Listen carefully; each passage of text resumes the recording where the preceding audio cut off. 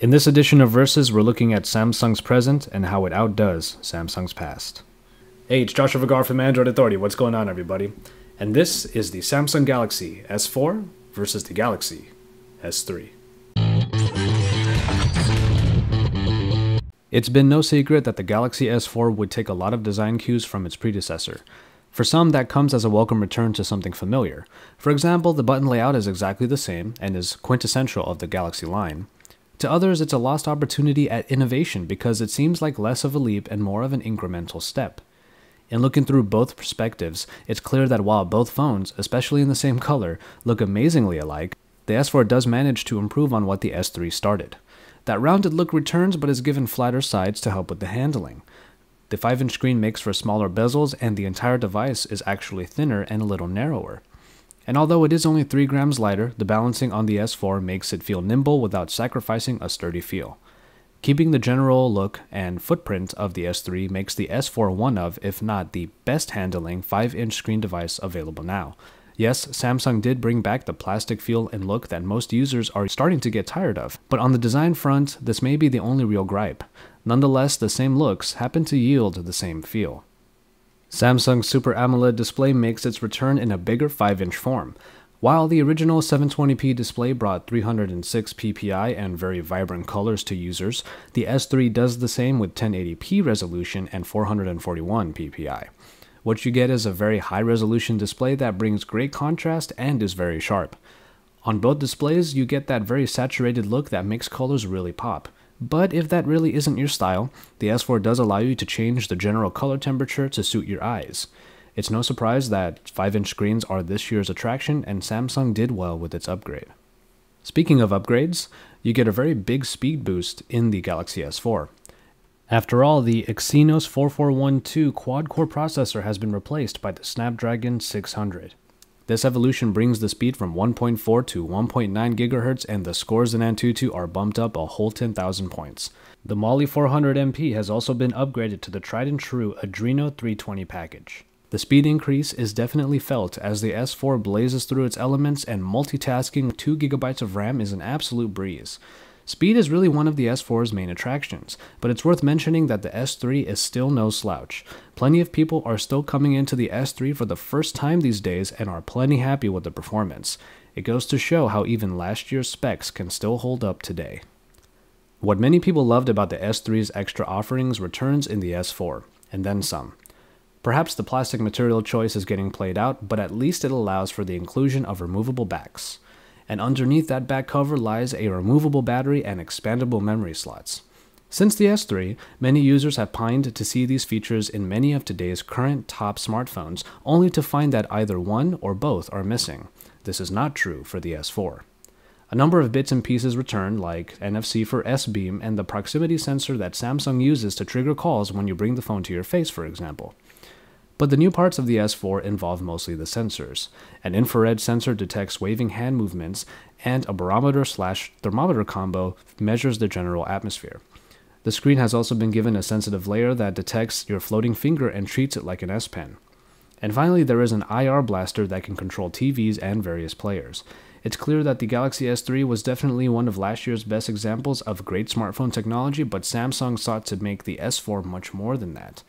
When the extra bells and whistles don't mean as much to you, the S3 is still a great fit with expandable memory and replaceable batteries, 2 features that the S4 bolsters with its new offerings.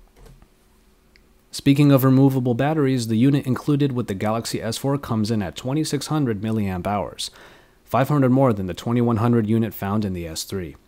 Though power-saving options have largely remained the same between both devices, the larger battery in the S4 definitely goes the distance. Whereas the Galaxy S3 might have sported average to above average longevity, the S4 impressed with its ability to easily knock out a day's worth of usage with no fear of needing a charge. Plenty of users take advantage of spare batteries, but rest assured that the Galaxy S4 can go the distance you may need it to. Now we move onward to the cameras. We might not be seeing a major departure in the optics, except the bump from 8 megapixels to 13, but all of the major additions are found within the application itself. Taking cues from the Galaxy camera, Samsung added in a number of new modes to add some fun to your smartphone photography. Just a few included are dual recording, which allows pictures to be shot by both front and rear-facing cameras simultaneously, and drama or eraser modes that utilize burst shots to add or remove elements from your frame. As far as picture quality goes, you still get the same great quality that garnered the S3 quite a bit of praise, bumped up to a larger picture size. Details are captured well, and the saturation brings vibrancy to basically any photo. Again, if all that the S4 offers entices you, it will allow you to capture memories in any which way you want. Otherwise, the S3's good quality pictures still make it a capable shooter for the less demanding photographer. And finally, the software. Much like the plastic finish of Samsung's phones, you either love or hate TouchWiz. The UI has been around for so long that its colorful and bloated elements have worn down some users. Unfortunately, if you're a seasoned Galaxy user, the S4 brings it back with little to no cosmetic changes.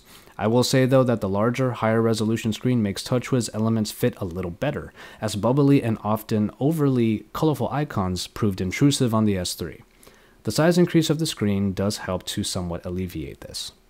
But Samsung usually excels in software additions, and the S4 is no different. Returning features include S-Voice and multi-window. In utilizing all of the new sensors, the new flagship phone enhances UI navigation. Now you can wave your hand across the top of the device to scroll down web pages or browse picture galleries. Air View allows for quick previews of pictures or text messages with a floating finger, and Eye Detection allows for hands-free scrolling of web pages or pausing of videos. On top of all of that are new applications like S-Health, which can help you get into shape if you're a stickler for tracking food and exercise. As I said before with the hardware, the S3 is still an example of great smartphone technology, but the S4 aims to be more than that. While the phone might have more features than you may use, they are still available nonetheless, and one day you just might try them out and find them useful or even fun. We end on price. Obviously, the new Galaxy S4 will have a much heftier price tag than its predecessor. Unlocked, the S4 is at $700 US, while the S3 can be found for $400 or less. On contracts, however, the S4 will cost you $199 on a 2-year plan in the US, while the Galaxy S3 has sunken down as far as $50 at one point. And so, there you have it. I'd say you get what you pay for, but that's not entirely the case. Let's say you have the money to spare. If you have the S3, then the S4 is likely worth the upgrade, and coming back to something familiar will garner little to no transition. If coming from somewhere else, however, you have a bunch of wonderful devices to choose from in the Android market, and the S4 is among the very best. Otherwise, the Galaxy S3 price is falling, and as one of Android's biggest releases ever, it's a hell of a bargain for a smartphone still capable of pleasing its users. It's certainly still a great potential gateway for anyone who hasn't yet come to Android. In the end, it all depends on whether or not the new features on the Galaxy S4 are worth the extra cost. If not, the Galaxy S3 still has quite a bit of value, and it may be sticking around for some time. If you haven't already, check out our full Galaxy S4 review, and then drop a like on this edition of Versus. And then when you're done with all that, subscribe to the Android Authority YouTube channel, because we're your source for all things Android.